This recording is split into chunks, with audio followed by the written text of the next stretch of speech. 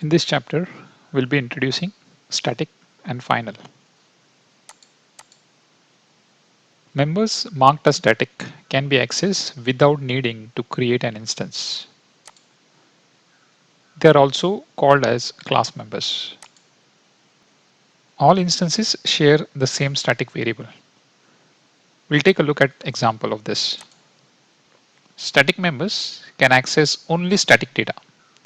Static methods can invoke other static methods. They cannot refer this or super keyword within them. Static members can be accessed using the below syntax. If we want to access data members, we can say class name dot variable name. If we want to access methods, we can say class name dot method name. In our examples, we have used main method. Main method is used by JRE to invoke the program, and it has to be a static method. Let's take a look at static member example. Imagine we have playing ball class. In there, we want to store type and radius of the playing ball. We want to add another member to store the make of the playing ball. Now, in this context, let's assume that all the playing balls will be manufactured by just one company, let's say Nike Sports. So, whether it is cricket ball, whether it is football, whether it's baseball, they'll be created by the same manufacturer. So, instead of making it non-static, we can make it static. Now, by doing so, all the instances of playing ball will be having just one copy of make. Since the data for make is always same across all instances. Let's take a look at what happens when we create the instances. We are creating one instance of playing ball. So we have B1, new playing ball, football, and 8. In the stack, we are creating B1 as the variable. In there, it is storing an reference to the object which is on heap. So it is storing football and radius 8 here. And since the make is a static member, it will be referring to the perm area to store the make. Now let's see what happens when we create a second instance of this. So here we have created a second instance, B2. So there is a variable that will go on stack, which is B2 of type playing ball. And it is going to create a reference, and it is going to contain a reference to the new object. Type is equal to cricket ball and radius is equal to 2. And it will be referring to the same make variable in the perm area. So as you can see, across multiple instances, the static data members are sharing. So across multiple instances, the static data members are shared. Let's see a demo example of this.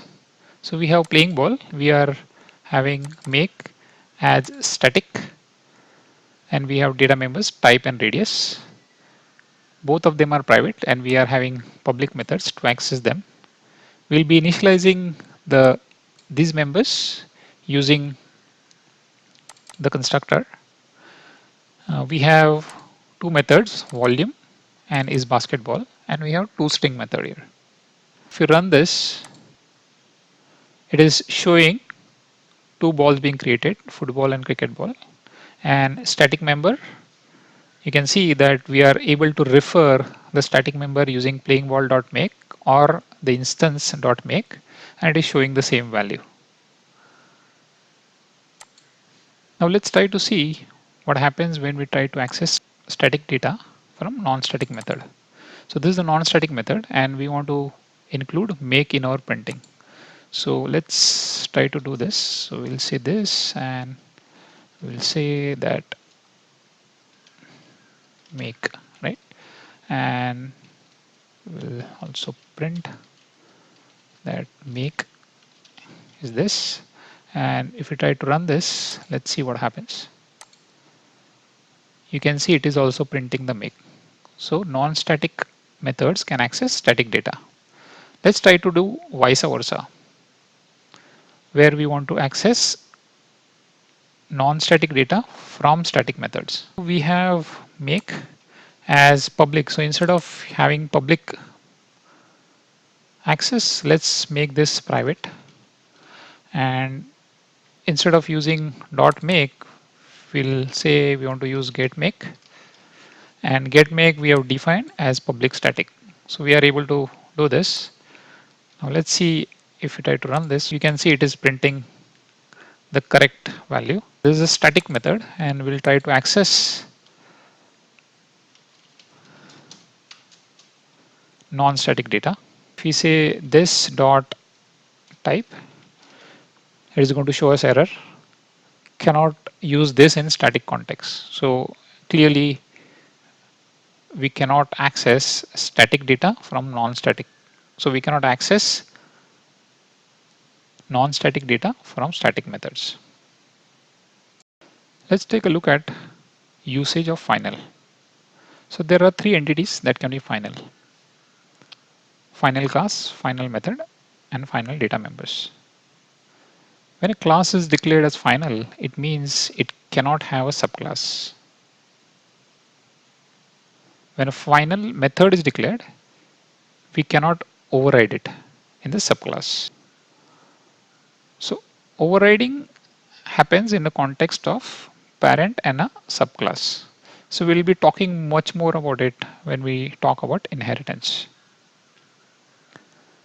When we declare data members as final, they cannot be reassigned a value.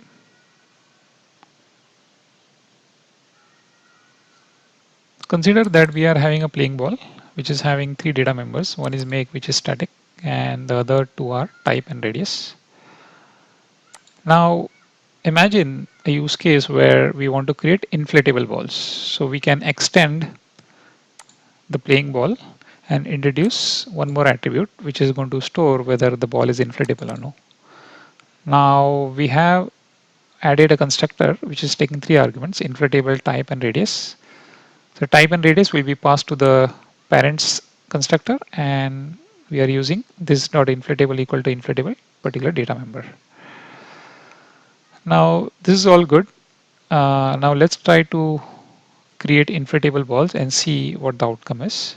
You can see that we are able to create two instances, B1 and B2, and it is showing the content of each of the instances. Now let's try to make playing ball as final. Now as soon as we do this, you can see that it is giving compilation error saying that the type inflatable ball cannot be a subclass of final class. So that is the first thing that we discussed with respect to final. Let's try to see the impact of final on the method. So now we have playing ball which has got a